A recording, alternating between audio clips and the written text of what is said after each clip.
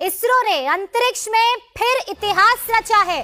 Space में satellite जोड़ने में कामयाबी इसरो को प्राप्त हुई है। सैटेलाइट जोड़ने वाला भारत अब चौथा देश बन गया है। स्पेस डॉकिंग में इसरो को बड़ी कामयाबी प्राप्त हुई है। मानव और इंटरप्लैनेटरी मिशन में अब आगे भारत को मदद मिलेगी। तो आज एक इम्पॉर्टेंट डेवलपमेंट हुई है कि इंडिया की जो स्पेस एजेंसी है, इसरो जिसे कहते हैं, उसने पहली दफ़ा स्पेस डॉकिंग की है।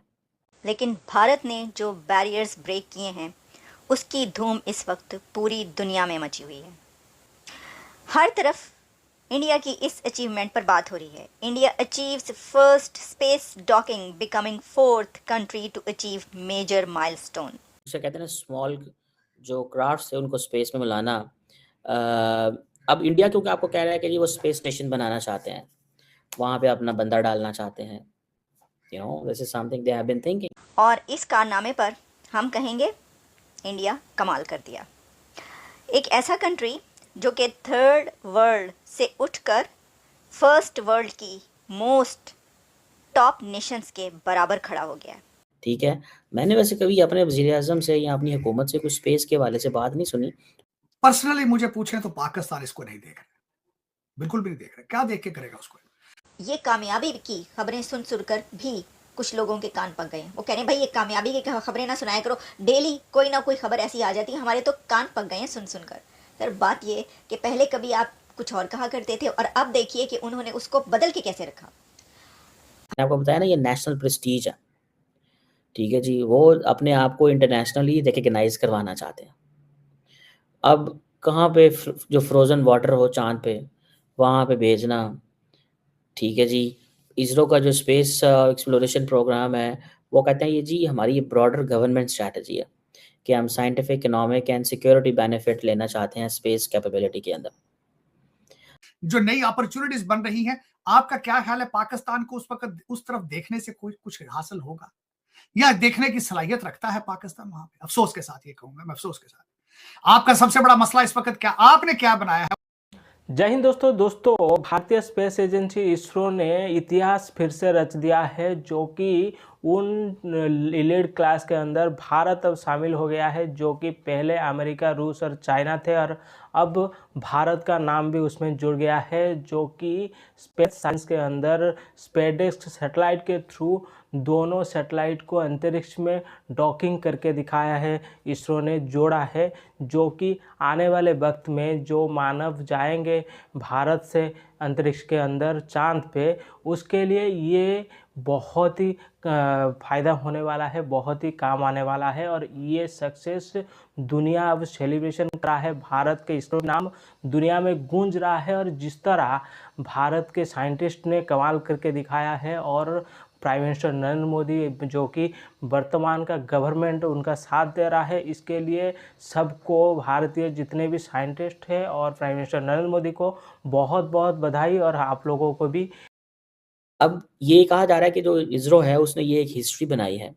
इंडिया चौथा मुल्क है दुनिया के अंदर जो इस तरह की टेक्नोलॉजी रख रहा है। इससे पहले अमेरिका ने की, रशिया ने के पास थी और चाइना के पास थी। देखिए ये वो चीज़ें हैं basically, Narendra Modi has been giving a lot of money इस हवाले से, स्पेस के हवाले से। और सुनने में आया है कि नरेंद्र मोदी जो हैं वो भी इसरो ऑफिस जाते हैं और ये जब ये टेस्ट किया है तो इसरो में वो जो बेंगलोर में उनका ऑफिस है वहाँ पे मौजूद है। सो इसमें आप समझ लें कि इंडिया के जो एम्बिशन है कि स्पेस मिशंस में, ठीक है जी, वो पूरे हो रहे हैं और इंडिया जो है वो फाइनली इस चीज़ में आ गया है। देखिए एक होती है पॉलिटिकल विल, इंडिया बेसिकली जो ग्रेट पावर स्टेटस है वो अचीव करना चाहता है और ग्रेट पावर स्टेटस को वो अचीव करने के लिए वो समझते हैं कि अगर आपको पैसे देने पड़े, मोमेंटम बिल्ड करने पड़ते हैं ना, ठीक है जी। और ये उन्होंने किए, किए और ये दोनों के दोनों जो रॉकेट थे ये बेसिकली तकरीबन 225 केजी का था। अब आप समझ लें कि जब वो स्पेस में गए हैं पर फिर बाद में जाके वो लैदा हुए, फिर उनकी वेलोसिटी कहा जाता है लैदा हुई, और फिर उन्होंने 10-20 किलोमीटर का डिस्टेंस से लैदा किया। अब आप इमेजिन करें ना, ये एक बहुत बड़ी साइंटिफिक, वो जैसे कि ना साइंटिफिक मार्वल है, ठीक है जी। और ये जैसे मैंने बताया कि ये जो उन्होंने डॉकिंग की बात की थी, ये 7 जनवरी को ये शेड्यूल थी। लेकिन फिर उन्होंने 2 दिन बाद डिले की। फिर जो टेस्ट सिमुलेशंस वगैरह होते हैं वो आपको पता चलती रहती हैं। ये जो आप समझ लें कि इंडिया अब उस ट्रैक पे चल पड़ा हुआ है।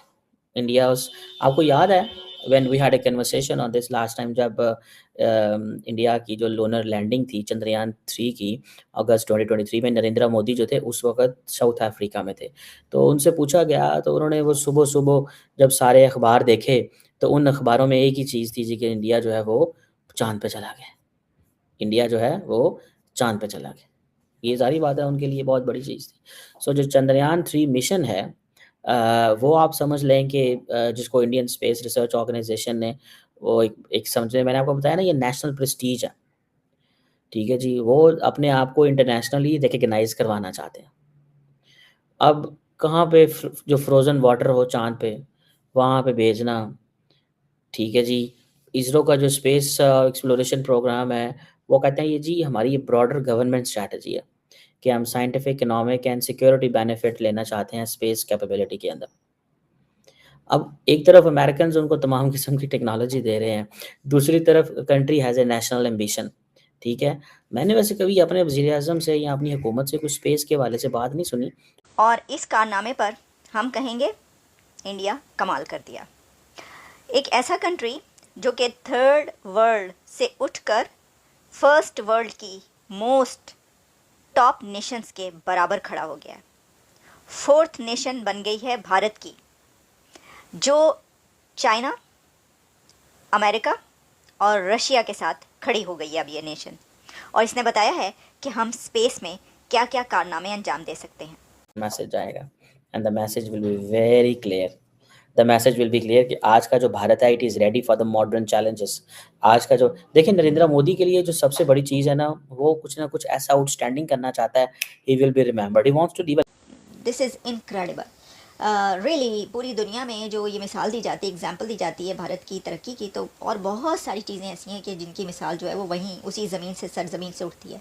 अच्छा खैर, वही सरज़मीन तो दूसरी तरफ भी है, लेकिन दूसरी तरफ वही सरज़मीन होने के बावजूद वहाँ से क्योंकि उस सरज़मीन से अपने आप को कट किया गया, वो जो कहा जाता है कि आइडेंटिटी क्राइसिस है, उसके लिए अपने आप को दूसरी देख लें कहाँ पे निकल गए। वही सरज़मीन, वही सब कुछ, वही कल्चर, एवरीथिंग। बेशक आप माने ना माने अपना कल्चर, लेकिन वो कहाँ निकल गए और दूसरी तरफ जो है वो आप कहाँ निकल गए।